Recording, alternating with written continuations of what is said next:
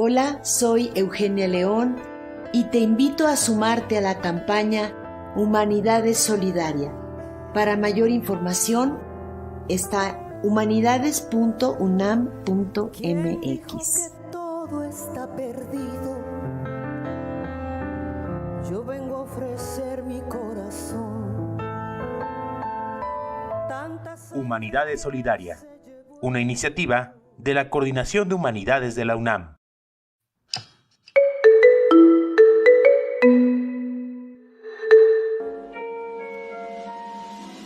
La Universidad Nacional Autónoma de México celebra hoy el Día Mundial de la Filosofía. En el marco de esta conmemoración, destacadas filósofas y filósofos de nuestra universidad exponen su pensamiento y confrontan sus opiniones, en búsqueda por comprender y dar respuestas a los grandes desafíos contemporáneos. Te damos la bienvenida a la mesa Filosofía, Maternidad y Paternidad con Juan Espíndola y Claudia Lorena García del Instituto de Investigaciones Filosóficas de la UNAM.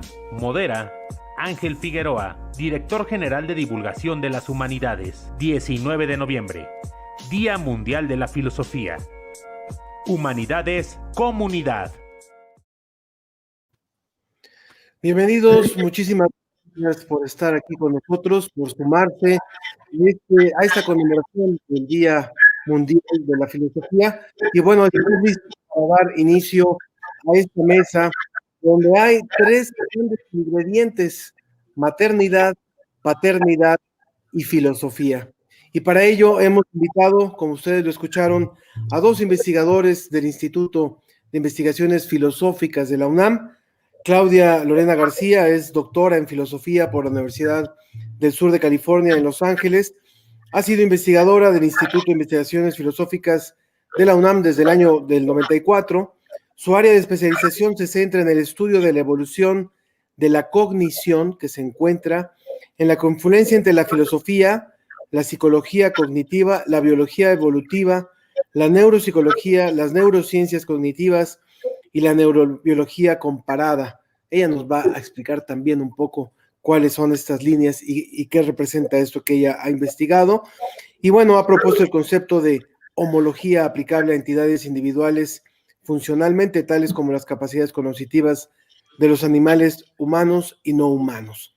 Le damos la bienvenida a Claudia y también a Juan Espíndola. Él es filósofo político. Sus temas de especialización son la justicia transicional, la cual estudia las medidas que distintas sociedades han puesto en marcha para hacerse cargo de sus injusticias pasadas, y la desigualdad educativa. Temas, sin lugar a dudas, muy importantes en el momento en el que estamos viviendo hoy. De manera que bienvenido, Claudia, bienvenido también. Muchas gracias por estar aquí con nosotros, Juan, ambos del Instituto de Investigaciones Filosóficas de la UNAM, en este Día Internacional de la Filosofía. Y bueno, no quisiéramos robar tiempo a la exposición que ellos han preparado. La dinámica va a ser, ellos tomarán primero el uso de la palabra para exponer un poco la idea y la línea de trabajo en la que ellos han estado reflexionando hoy, en particular sobre el tema de maternidad, paternidad y filosofía.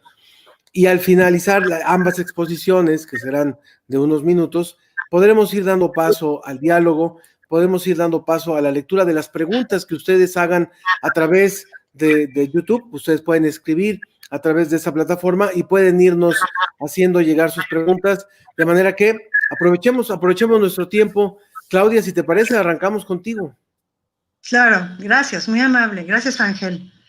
Voy a hablar un poquitín sobre maternidad y paternidad, hacer algunas reflexiones filosóficas al respecto, aunque mi tema principal es filosofía de la biología y en particular la la confluencia de biología y cognición. Voy a hacer mención un poco de este tema en mi presentación sobre filosofía, maternidad y paternidad. La maternidad y la paternidad tienen una importancia crucial para muchas de las especies biológicas, sus cambios, su adaptación, su aparición o extinción. Una maternidad o paternidad biológica más generosa, más altruista y atenta pudo haber significado la diferencia entre sobrevivir o no, entre la continuidad o discontinuidad de un linaje. Estoy hablando de los seres vivos que se reproducen sexualmente. Existen dos tipos de maternidad y paternidad en el mundo natural: las que implican únicamente la aparición de nuevos individuos en la población de una especie, y las que involucran además el cuidado y la crianza. Los seres humanos somos una de las especies que practican la maternidad y o paternidad, entendida como cuidado y crianza.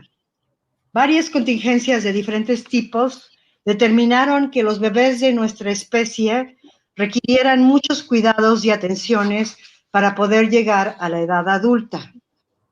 El desarrollo ontogenético en el humano, como en muchas otras especies de vertebrados, no termina con el nacimiento.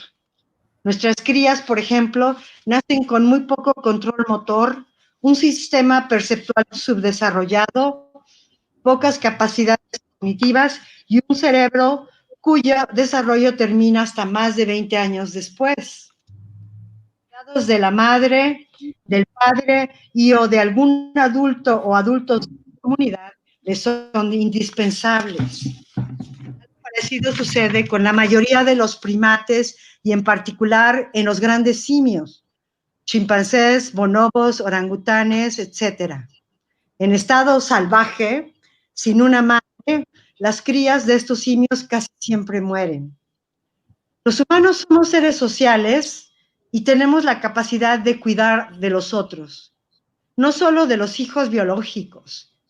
Si mi hermana, mi prima o mi amiga mueren, yo puedo decidir cuidar a sus crías, ser su madre, no su madre biológica, sino su madre adoptiva. La maternidad y o la paternidad adoptivas no son únicas de la especie humana. En algunos animales no humanos se ha registrado la existencia de este tipo de conductas, y en las especies sociales aún más. Pero en los seres humanos es más común la adopción de una cría humana que puede o no estar emparentada cercanamente a la madre y o padre adoptivos. Así, en las leyes de muchas de las sociedades humanas modernas, se registra y se regula la existencia de esta relación entre la madre y o padre e hijos. Pero a este nivel no es una relación necesariamente biológica, entre comillas. Los padres y madres no son necesariamente los progenitores. Según estas leyes, uno puede no ser madre o padre biológico de una niña y aún así ser su madre o padre. El lazo biológico ya no es esencial a la maternidad o paternidad desde un punto de vista legal y moral en nuestras sociedades.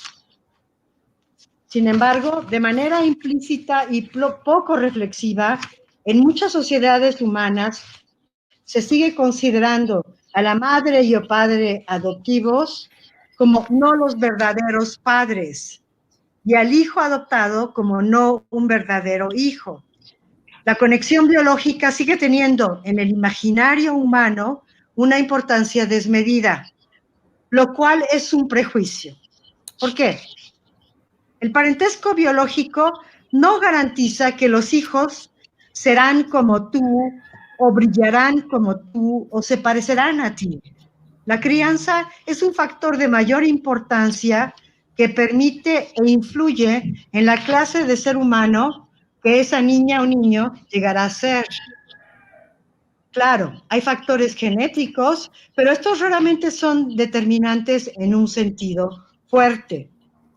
Además, hay estudios que muestran que existen otras formas de crianza igualmente efectivas que la biológica, que no descansan en la idea de estos vínculos. Por ejemplo, la crianza colectiva o cooperativa. Estos son estudios que se han hecho en Somalia, en Samoa y en los mayas, por ejemplo.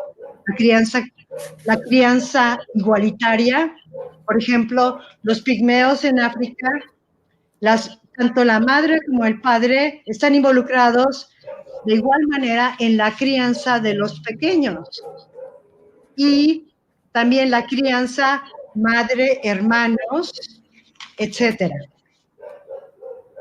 Así, la buena crianza sí que es importante para la supervivencia de la especie humana.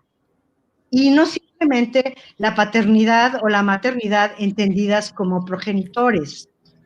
Y es que hay buena y mala crianza, pero no creo que exista una noción universalmente aceptable desde un punto de vista moral, legal o social de lo que es una buena crianza.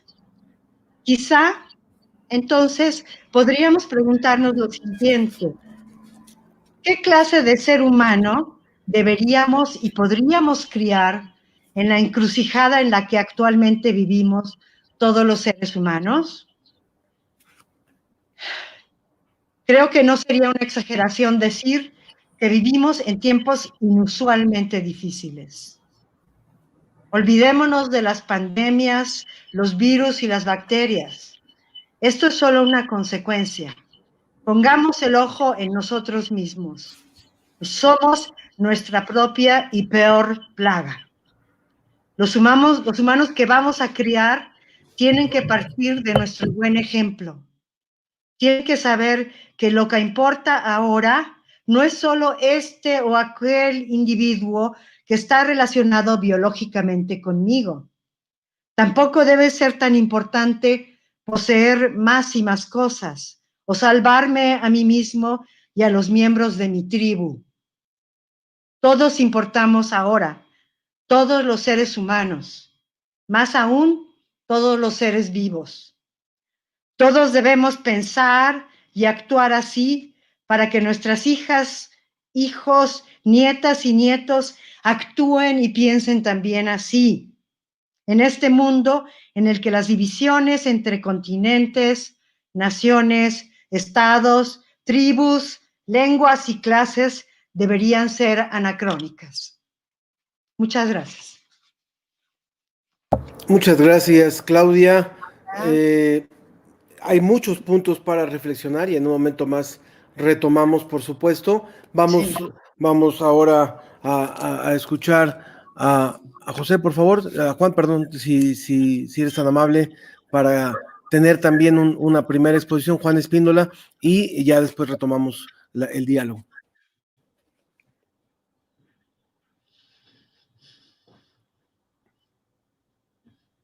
No tiene... Ahora sí. Tenía mi micrófono y no encontraba. Ya, listo. Bueno, en primer lugar, gracias a la Coordinación de Humanidades por la oportunidad de participar en esta charla con mi colega Lorena García. Y yo voy a abordar el tema de la paternidad y la maternidad desde mi propia trinchera, que es la de la filosofía política. Pero quisiera empezar, quisiera partir de una experiencia personal y a partir de ella hacer una reflexión filosófica. Y creo que proceder de esta manera es una buena manera de celebrar el Día de la Filosofía, porque la filosofía sirve para muchas cosas, pero centralmente tiene que servir pues, para hacer un examen, una reflexión sobre la vida propia. Es las famosas palabras de Sócrates quieren decir eso, ¿no? Recuerdan que Sócrates decía que una vida que no se examina es una vida que no vale la pena vivirse. Pues bueno, pues tiene razón. Entonces quiero empezar con una experiencia personal y solamente dos puntualizaciones. También quiero vincular la presentación con la pandemia, puesto que es un hecho insoslayable de nuestra época, pero quiero hacerlo desde una perspectiva positiva. Quiero subrayar algunas consecuencias imprevistas que desde mi punto de vista son positivas, quizás de manera un poco ingenua, pero bueno, el optimismo es lo último que hay que perder en estos tiempos. Entonces, bueno, déjenme empezar con esta experiencia personal. Yo tengo un hijo y una hija, y mi hijo mayor tiene 4 años.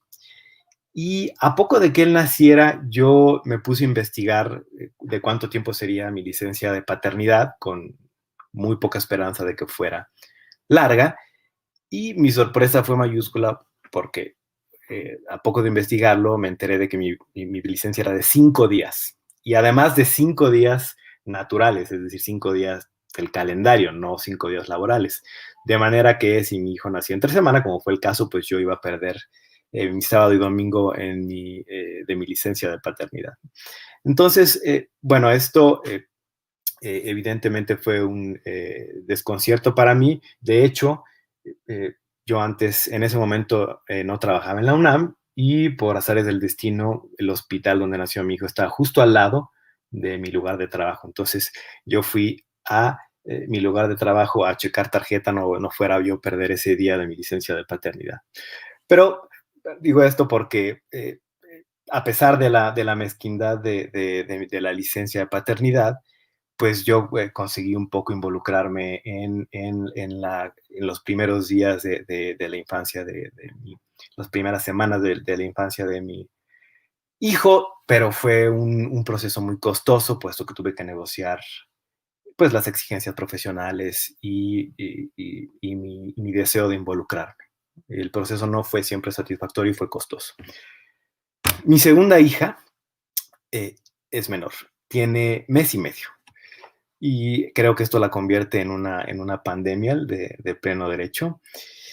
Y no hace falta que les diga que la experiencia fue muy distinta, entre otras razones porque la pandemia es una suerte de licencia de paternidad y maternidad en algunos sentidos, impuesta desde fuera.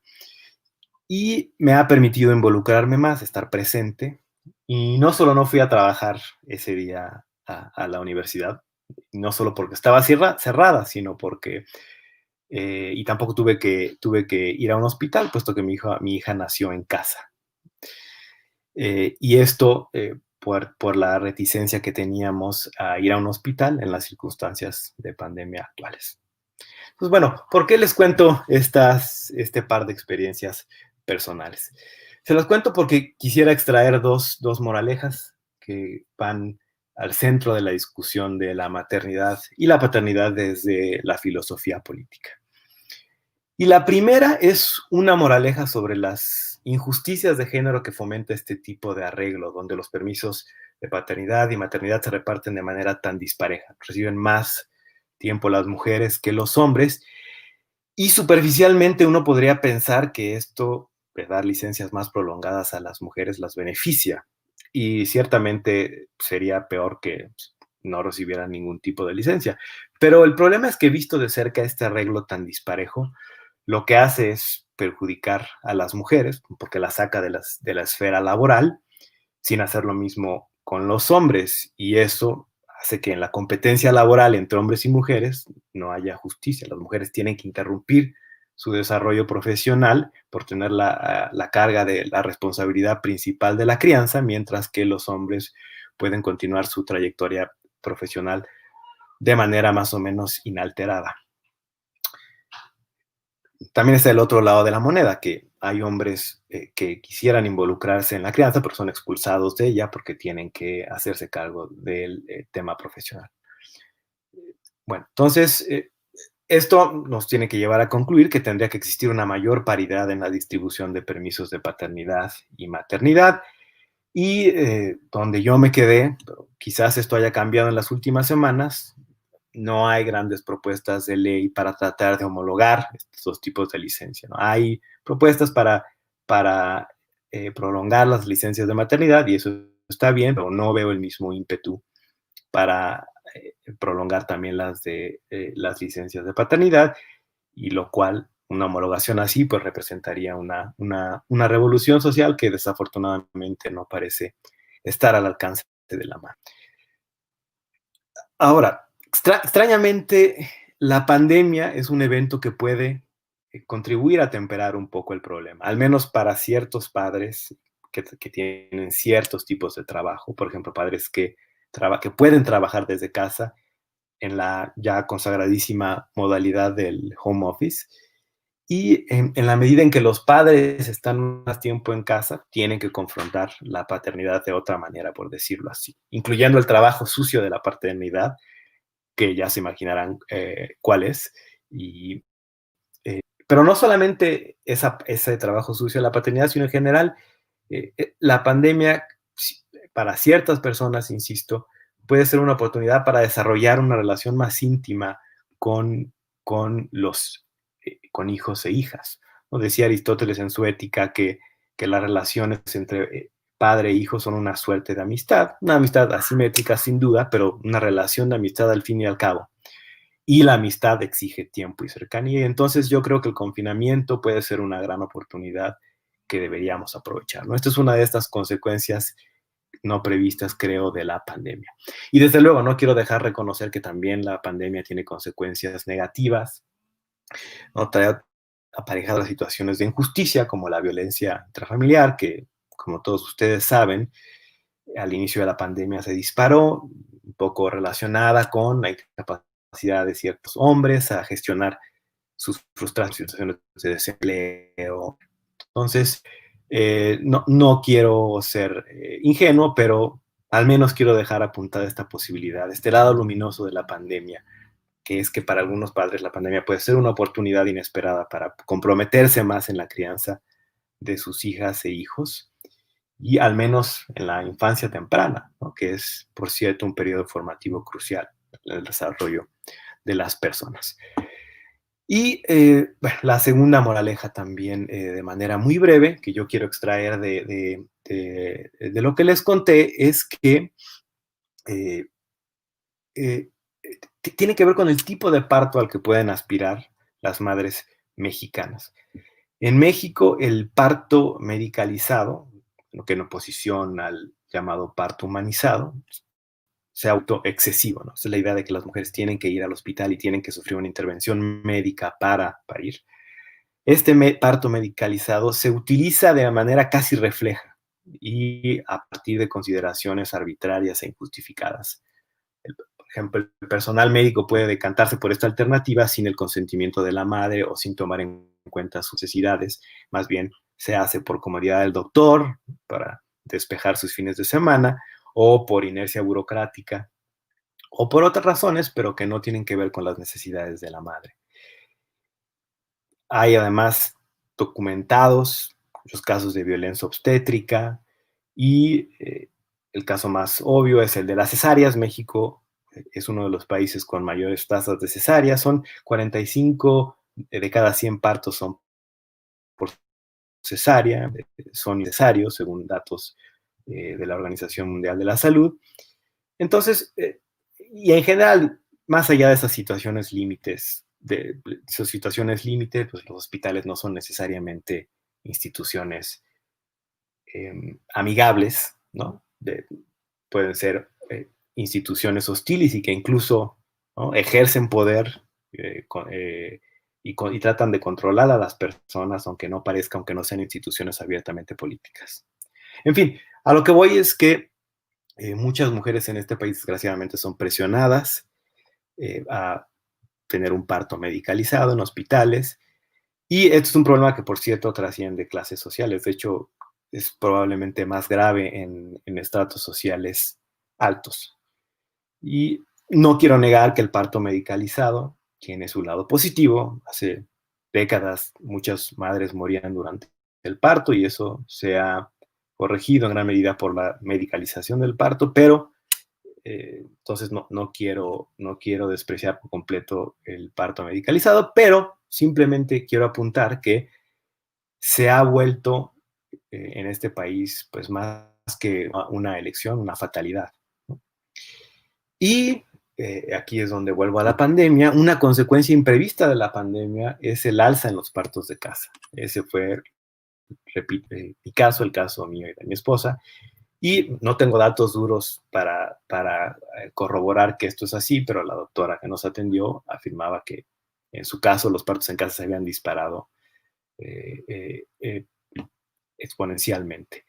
Y entonces aquí hay una suerte de paradoja donde la pandemia lo que ha hecho es restringir nuestra movilidad, ¿no? Nos ha acercado de miles de maneras, pero inesperadamente ha abierto otras opciones, ¿no? Se cerró la libre circulación de personas, pero al mismo tiempo se abrió otro horizonte de posibilidades y creo que esa expansión de oportunidades es algo que debemos valorar, ¿no? Porque en realidad es una oportunidad de ejercer la libertad verdaderamente, ¿no? Tener opciones es un requisito indispensable para ejercer la libertad, para ser autónomos. Entonces, yo esperaría que este tipo de situaciones donde se revalora el parto humanizado es una consecuencia positiva de la pandemia. Y espero que así sea, porque es una opción, en cierto sentido, emancipadora. Entonces, esos son mis dos comentarios que quería extraer a partir de mi experiencia y pues bueno, ya quisiera escuchar más bien preguntas y comentarios. Muchas gracias.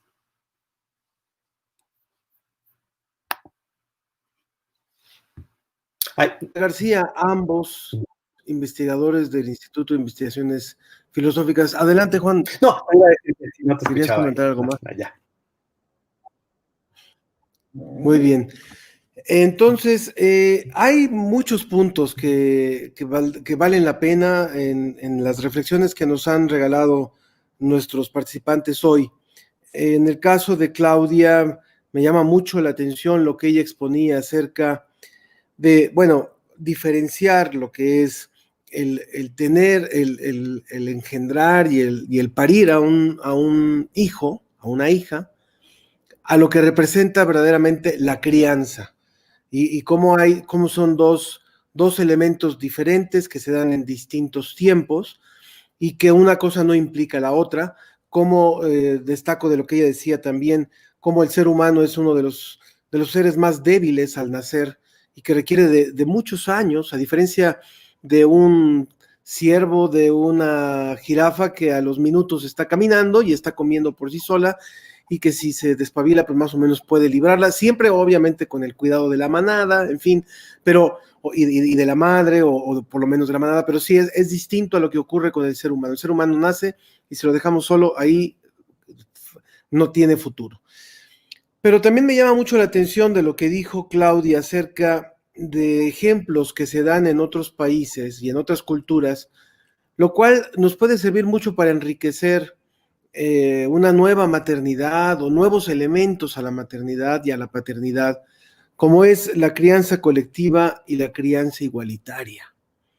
Es decir, y más en un tiempo como los que estamos viviendo, ahora que estamos cayendo en el tema COVID, por supuesto que es imposible no hablar de la pandemia, pero un tiempo donde se hacen maromas, los padres y las madres hacen maromas para cuando les toca ya trabajar fuera de casa, tener que pedir el apoyo de otros padres, de otras madres, de hermanos y demás, para poder ayudarse con el tema o apoyarse en el tema de hijos pequeños, por ejemplo. Pero también lo que sería estas culturas donde al nacer la crianza se distribuye de forma equitativa entre las responsabilidades de los padres y de las madres. Entonces creo que ahí, visto desde el punto de vista biológico, como lo trabaja Claudia, es muy interesante. Y de lo que ahora nos exponía también Juan, yo encuentro elementos interesantísimos y se los comento así para que después podamos arrancar el diálogo también con el público. Perdón, cuando hablabas, Juan, de lo que ha ocurrido con el tema de la pandemia. Sabemos que hay buenas experiencias y malas experiencias de haber convertido en un laboratorio los hogares, porque finalmente son un nuevo laboratorio. Los hogares donde en la mañana tal vez los hijos que todavía son pequeños, porque hablemos de distintas maternidades y paternidades con hijos de distintas edades, pero cuando los hijos iban o eran llevados a la escuela y la madre posiblemente iba a trabajar, el padre iba a trabajar, alguno de los dos lo recogía o tenía actividades por la tarde, o si no, si el hijo es adolescente o más grande regresaba, en fin, había unos acomodos pero esta convivencia 24/7 y casi 365, porque para allá vamos, no era lo usual, ni ha sido lo usual para muchísimas generaciones.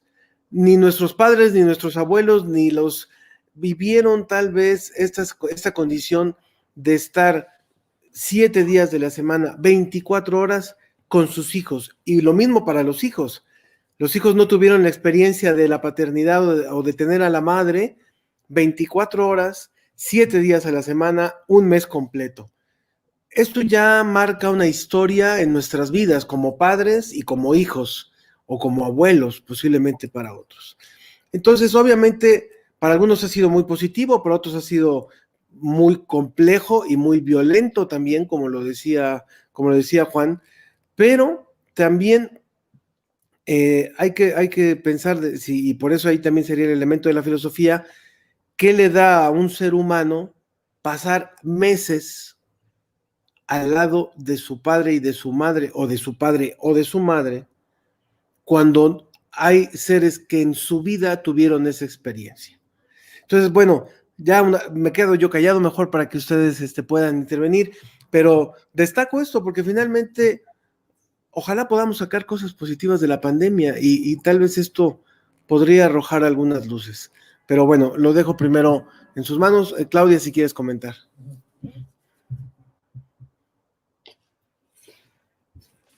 De lo que hablaba Juan, que me interesa también, de lo que decía Juan, que también me interesa, ¿ya me escuchas bien? Sí, perfectamente. Sí, por supuesto que nuestras vidas han tenido que cambiar muchísimo. Yo como soy mamá sola, ¿no?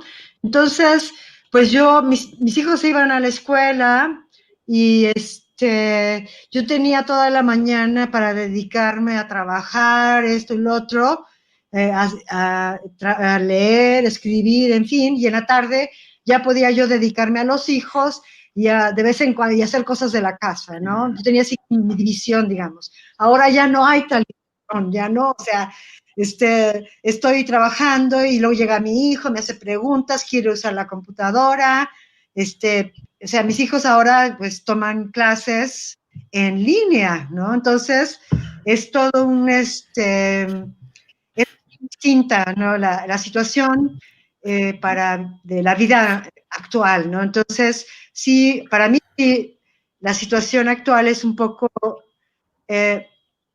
diferente y no tan ventajosa. Creo que para los padres quizá es buena, porque como dice Juan, los papás antes no tenían la oportunidad de ver a sus hijos Yo con veía a mi tanta padre, frecuencia, veía a ¿no? mi padre en las Estaban noches un afuera. ratito y nada más.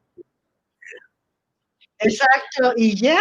Entonces, no, los hijos no convivían mucho o nada casi con los padres, mientras que ahora los hijos tienen la oportunidad de estar con el papá todo el tiempo, y eso yo creo que es bueno para todos, ¿no? Para todos, para la madre, para el padre y para Cuando hay los una buena hijos relación. también, ¿no? Cuando hay una buena relación. Sí, exacto. Bueno, claro, Y por como mencionaba supuesto. Ángel, ¿no? También Sí. depende mucho de la edad de los niños, ¿no? O de los jóvenes, Exacto. o de los adolescentes, porque quizás entre adolescentes de 17, 18 años, quizás pasar mucho tiempo con los papás ya no es tan No, claro, sí, la relación es más difícil, claro. De acuerdo. Sí. Sí, claro. Y hay un elemento también muy interesante porque cuando hay estudios, no estoy hablando del caso de ustedes, pero ya que se hablaba de la edad de los hijos, cuando hay estudios sobre paternidad, maternidad, generalmente pensamos en los hijos pequeños.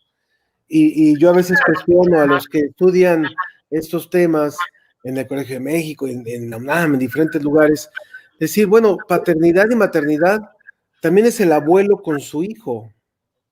Exacto, O sea, claro. la relación de padre e hijo no se pierde, independientemente de la edad. Entonces, Sí, no termina, digamos. ¿No? y ahí yo creo que por eso me gusta mucho el planteamiento del nombre de esta mesa, porque son 3 ingredientes: paternidad, maternidad, filosofía, que que es una combinación que nos puede arrojar como nuevas formas de ir caminando y retomar las formas que también han servido a lo largo de la historia, ¿no? Así es. Hay algunas preguntas del público, en un momento las vamos a leer, que nos las van a poner en el chat de esta aplicación para poderlas leer y para poderlas comentar. Y también invito a quienes nos están viendo a través de YouTube que puedan escribir sus comentarios en la plataforma de YouTube y el equipo de producción nos los traslada aquí para poderlos leer y que el público los pueda, y que nuestros participantes los puedan comentar. Pero retomando lo que ustedes nos estaban diciendo hace un momento, Claudia García y Juan Espíndola del Instituto de Investigaciones Filosóficas de la UNAM,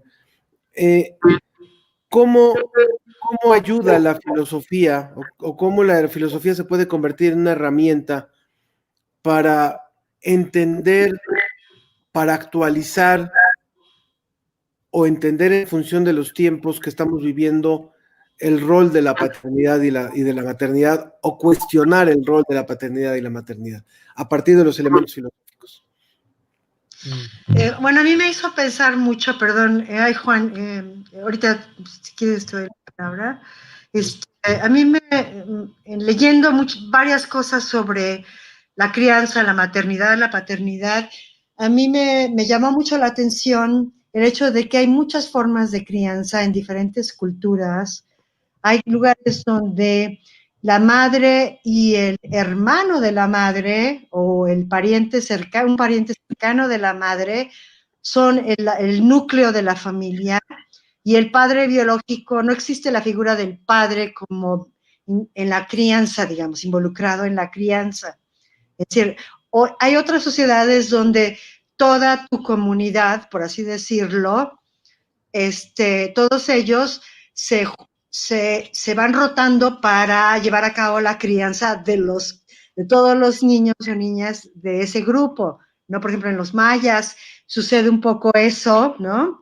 De la crianza colectiva. Yo creo que esa idea es una muy buena idea, sobre todo para las mujeres que trabajamos, ¿no?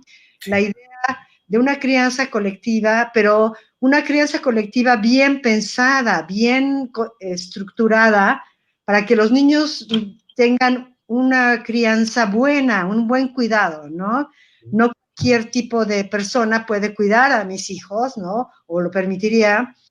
Entonces, pero la crianza colectiva, es decir, yo cuido a tus hijos tal día, tú cuidas a los míos otro día, y así sucesivamente, ¿no? Eso yo creo que ayudaría mucho en la crianza, tanto a padres como a madres, ¿no? Entonces, esa es otra idea muy interesante.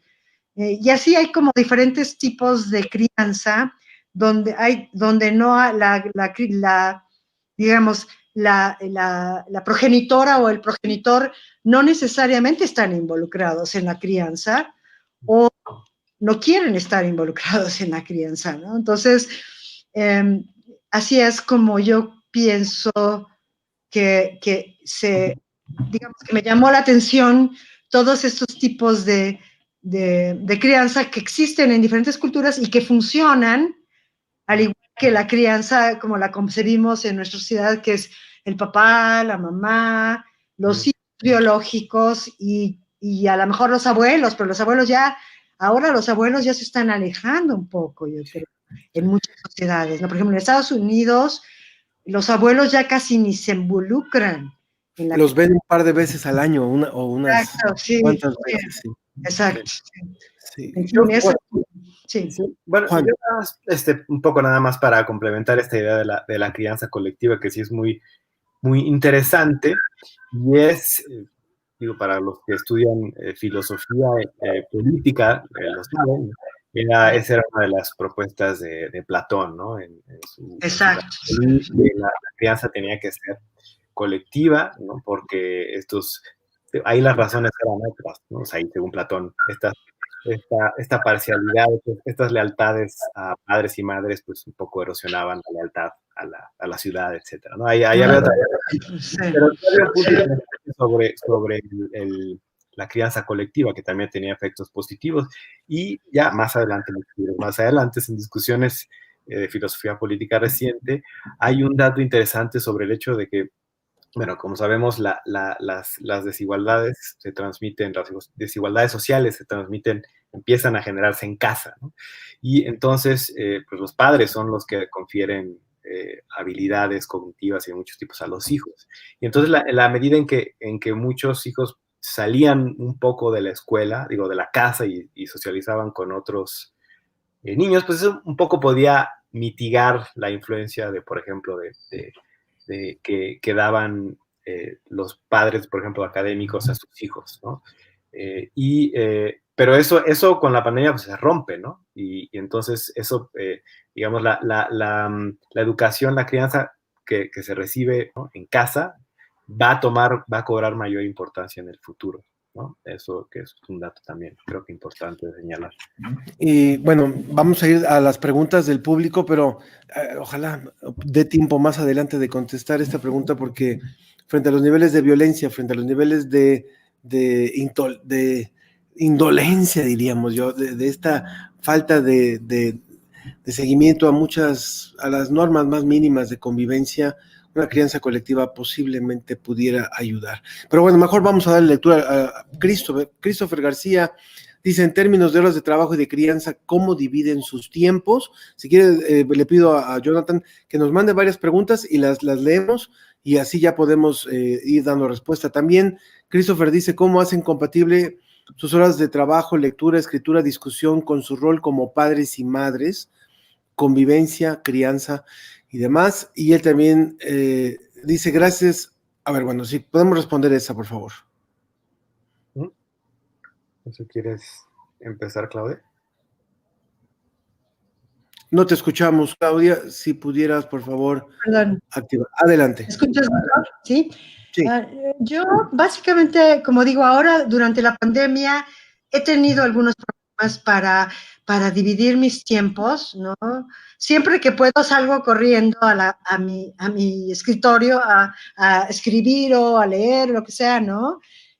Pero es difícil porque los hijos están aquí, frente a mí, ¿no?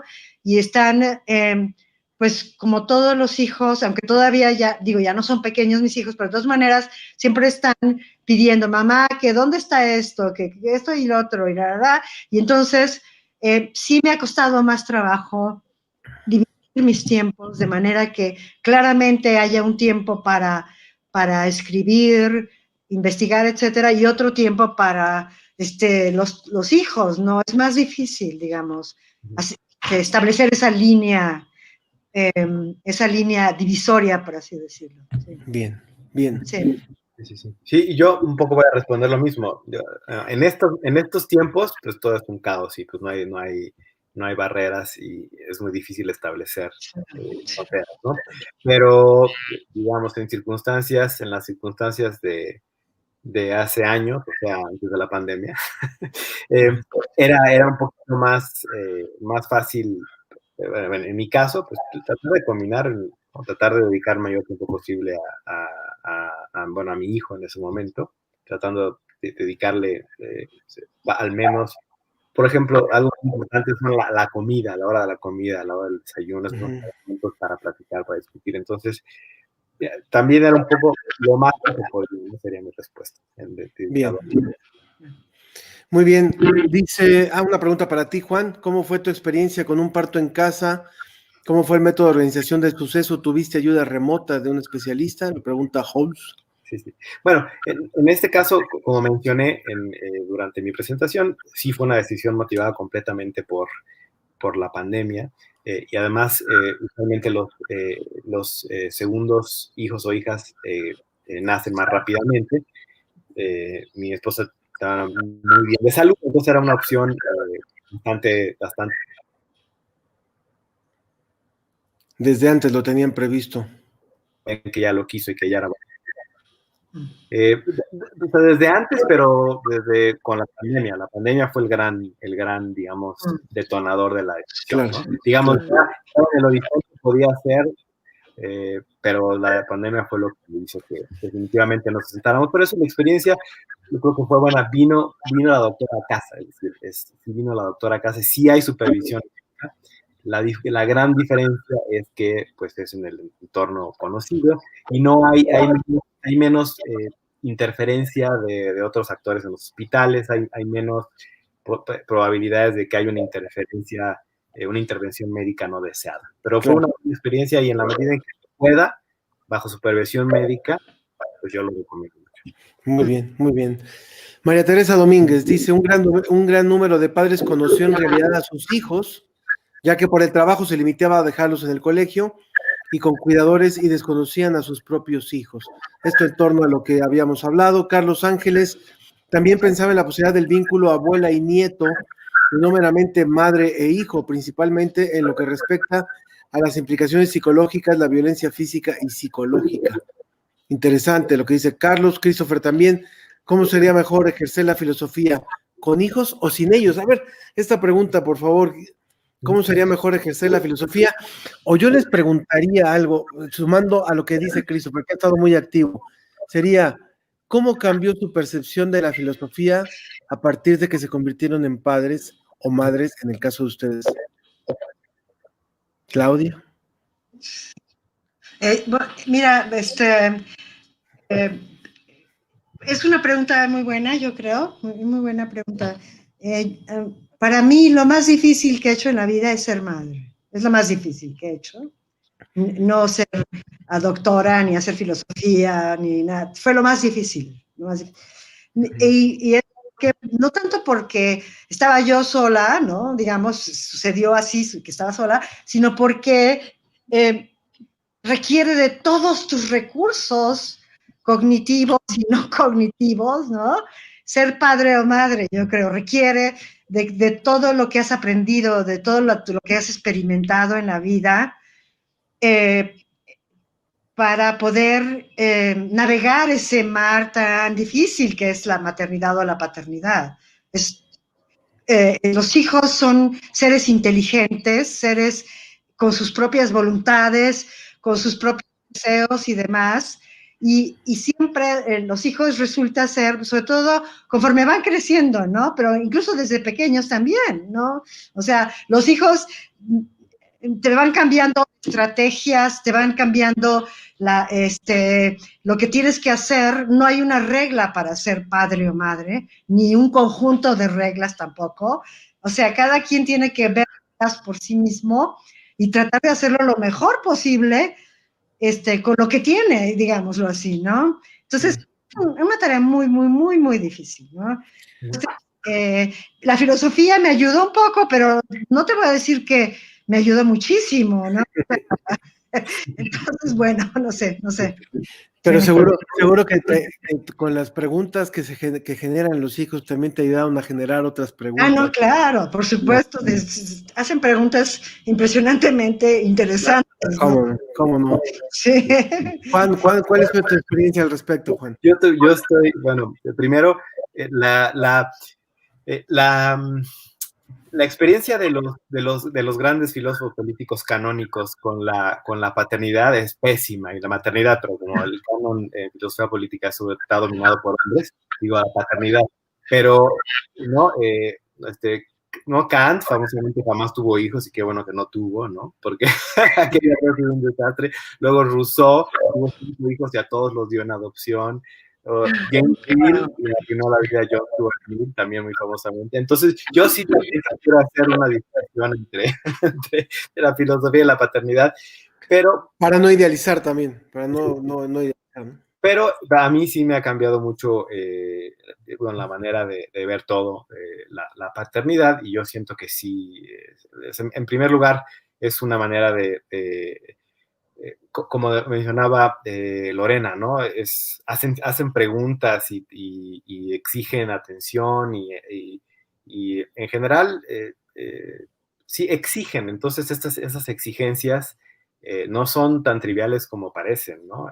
Y yo creo que a mí, digamos, la filosofía sí me ha ayudado un poco en la medida en que yo estoy muy interesado en la educación, en la filosofía de educación en parte, entonces sí me ha ayudado, pero solamente por eso. De lo contrario, yo siento que coincido con Lorena, el reto de la crianza es mucho más complejo que cualquier reto filosófico. Una pregunta para ir cerrando. me acordaba hace ratito que estábamos hablando de este punto, del postulado que ha dado Sara Sefcovic, por ejemplo, con respecto a las madres y los delincuentes. No sé si conocen este libro que escribió recientemente, donde es como ella se atreve a hacer un postulado y lo dice así con todo como de que finalmente la situación que estamos viviendo de delincuencia y violencia podría contrastarse a partir si las madres de los delincuentes, pues, si todo delincuente le tiene respeto solamente a dos cosas, a la Virgen de Guadalupe y a sus madres. Entonces, si las madres realmente que a veces incluso se benefician de la misma delincuencia, pero si ellas pudieran revertir esto, tendríamos otro camino. Bueno, ese es el postulado que, que plantea ella y lo hace muy abiertamente, sí. Pero yo les preguntaría, entender una nueva forma de paternidad y de maternidad, un nuevo ejercicio de la paternidad y de la maternidad en un México del 2020, con pandemia o sin pandemia, pero con unos niveles de violencia brutales, con unos niveles de arbitrariedad brutales, podría ayudar. Es decir, si hay una parte por ahí en esta, tal vez en la crianza colectiva, en la crianza igualitaria y en la crianza colectiva de la que se habló al principio, amén de otras cosas que no le corresponden estrictamente a la familia, que tienen que ver con las instituciones y con muchas otras cosas, pero lo que compete a la familia, ¿podría ayudar? ¿Podría ayudar esto? ¿Quién contesta? Claudia, tu micro, por favor. Sí. Yo creo que la familia en los primeros años de la vida y cómo uno cría a los hijos es importantísimo, ¿no? También hay factores genéticos hasta donde se sabe, ¿no? Hay casos en los cuales hay patologías que no se sabe realmente si la crianza podría cambiar, ¿no? Se habla de, por ejemplo, los psicópatas, etcétera, que no tienen, que partes de su cerebro no están funcionando, y las partes que tienen que ver con la empatía y sí, la empatía principalmente, ¿no? Y no se sabe todavía qué tanto la crianza tiene que ver con eso o no, ¿no? Entonces, no me atrevería a decir nada al respecto. Yo creo que la crianza, y no me solo como la señora Sefcovic, no diría yo que son solo las madres, también los padres, madres, padres y el entorno, todos tenemos algo que ver con que algún niño resulte ser un criminal o un delincuente, ¿no? Yo creo que el ámbito social tiene también que ver, pero sí tenemos también los padres que ver con eso, ¿no? Yo creo que es importante enseñarle a los hijos, pues que hay ciertas cosas que es pasarse de la raya totalmente, que hay ciertas cosas que no se deben de hacer absolutamente, ¿no? Y eso es una raya que hay que pintar, pero clarísimamente, ¿no? Y yo creo que el entorno puede ayudar o no a eso, ¿no? Y entonces, y creo que, y si a mí me preocupa también, que si el entorno en el que crecen los hijos es un entorno donde, aunque la madre pone la raya, el entorno es violento, los amigos son violentos, etcétera, es fácil que los hijos se te vayan de la mano, ¿eh? Entonces, sí. Sí.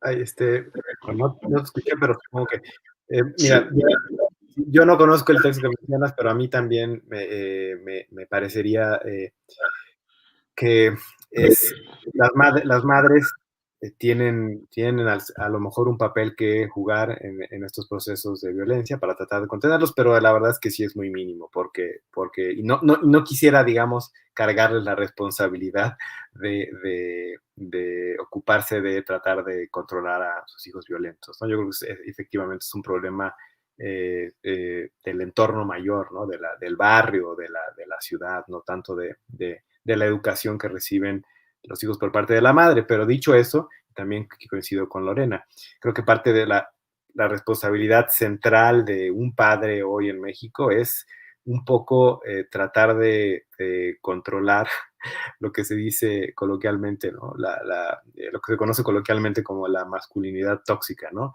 Los padres, yo diría que ese es el reto central de los padres en México, pues relajarse un poquito y controlar su ira, ¿no? Y eso sí que ayudaría en parte.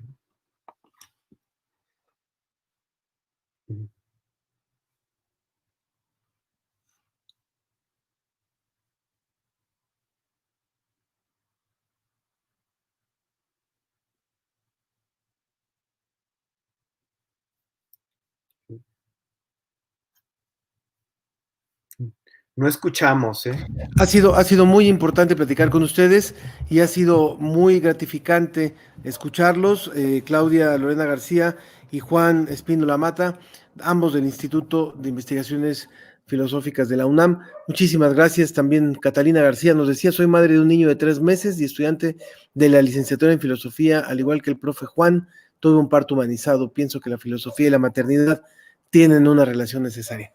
Pues con esa reflexión nos quedamos. Y gracias a ustedes por participar con nosotros hoy.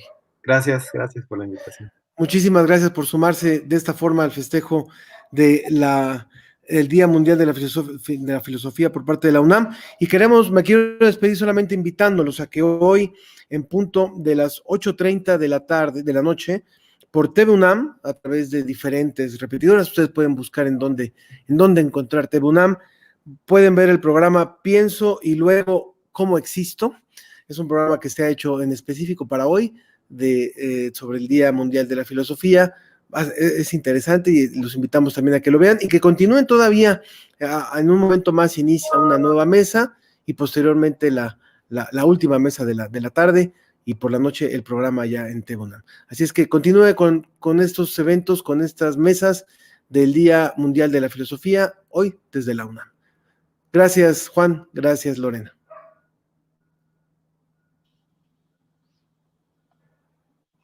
Muchas gracias.